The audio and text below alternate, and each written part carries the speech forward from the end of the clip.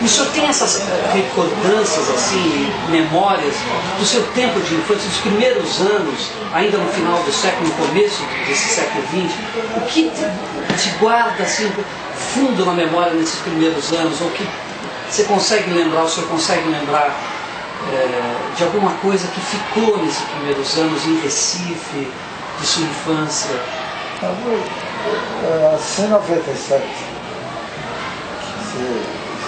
Já de certa maneira, o século já tinha, o período já havia começado muito antes. Mas eu recordo alguma coisa de Pernambuco, mas precisava de concentrar, porque depois de tanto tempo, a gente tem que, de certa maneira, para se recordar de alguns episódios, a gente tem necessidade de espaço, de tempo, para fazer, de certa maneira, esse desafio à própria memória. É verdade. Mas o senhor se lembra como era o seu pai, como era a sua mãe, como era o convívio com seus irmãos, quantos irmãos o senhor teve, quantos filhos teve seu pai e sua mãe? Meu pai era tabelião em Recife. Casou com a irmã do governador de Pernambuco, que era Alexandre José da Rosa Lima. E foi por influência dele, mais do que de minha mãe, que eu mudei de nome, que eu fui registrado inicialmente com Alexandre José Sintra. E mudei o nome para Alexandre José da Rosa Lima Sobrinho, quando tinha 12 ou 13 ou 14 anos, de modo que atribuo essa homenagem ao velho, ao meu tio Barbosa Lima, atribuo mais ao meu pai do que ao senhor. E o Sintra? O senhor sente que tem Sintra na sua formação? Ou na... De que forma o senhor viu o Sintra? A família Sintra era muito grande, eu pertencia à família Sintra e recordo sempre essa origem, porque eu me sinto mais ligado aos Sintra do que aos Barbosa Lima. Certo, perfeito. E quantos irmãos o senhor teve?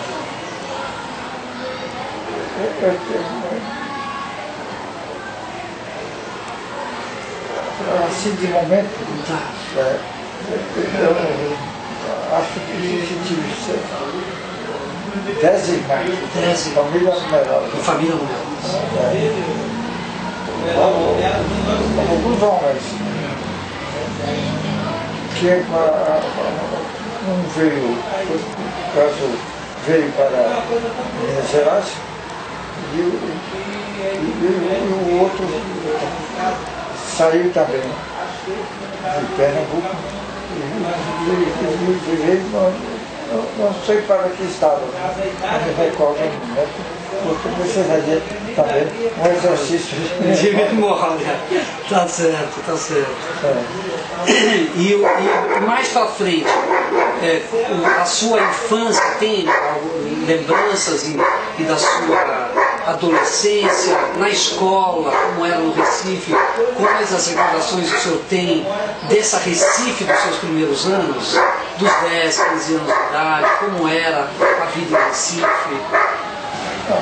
Meus primeiros artigos foi exatamente em defesa do meu tio, que tinha sido então, talvez o meu primeiro artigo na grande imprensa foi um artigo de defesa do governo dele, que tinha sido de 93 a 96. Tá certo.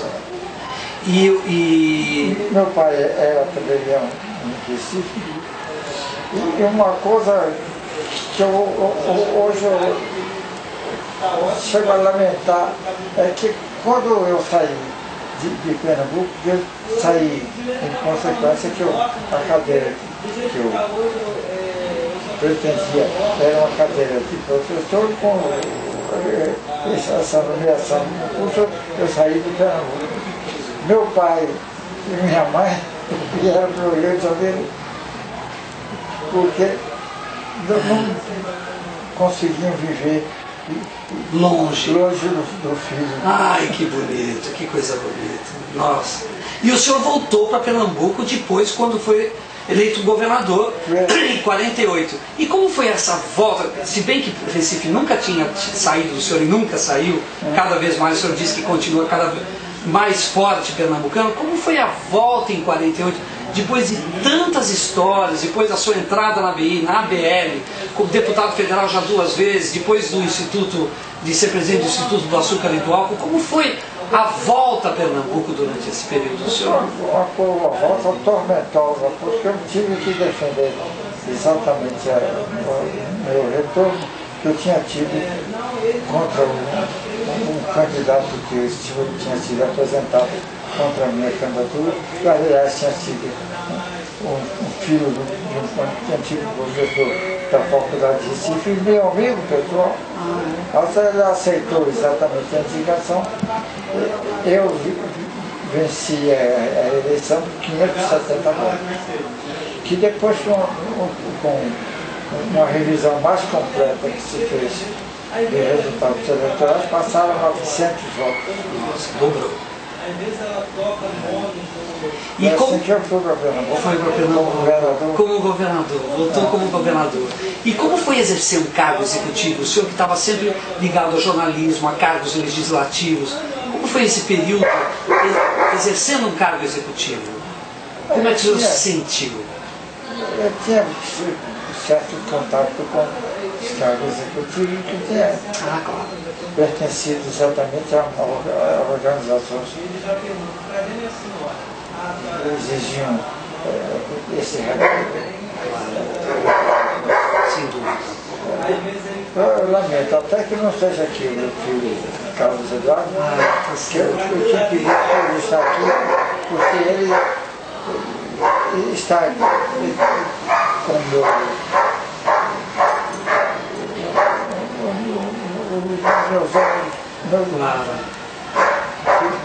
eu peguei a ele para ele ficar exatamente como responsável por essa precedência.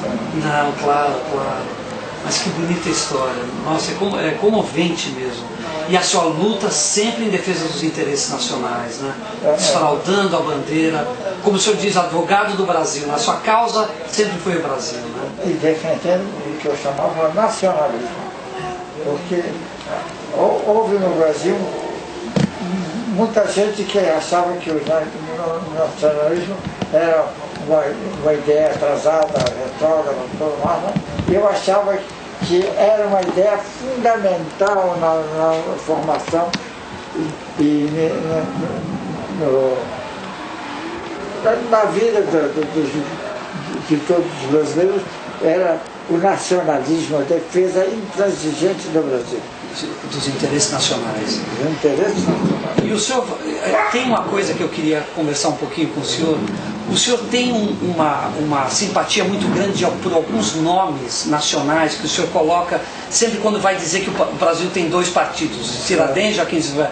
Então, no caso do Camarão, no caso do próprio Getúlio Vargas, no caso do Rui Barbosa e sua Oração dos Moços, e essas figuras importantes e tal. E ao mesmo tempo, e também o senhor fala muito, que eu achei muito interessante, quando o senhor coloca do ministro da Fazenda do governo do Washington, como ele introduziu leis protecionistas que são importantes até hoje, para dizer de que forma os Estados Unidos sabe defender bem os seus interesses, enquanto que o Brasil não sabe. E ao mesmo tempo o senhor colocou uma coisa que eu achei muito interessante, muito bonita, numa pronunciamento seu na posse na ABI em 78, dizendo assim: na realidade os homens talvez não sejam tão importantes. Importantes são as situações que acabam construindo as figuras de que precisam. Fui inteligentemente nacionalista. Quando houvesse uma causa do Brasil, podiam estar certos que eu estava a favor dos interesses brasileiros. Essa foi uma característica da tese do nacionalismo, porque eu considero que no Brasil nós temos que colocar acima de tudo a defesa dos interesses do Brasil. Tá certo.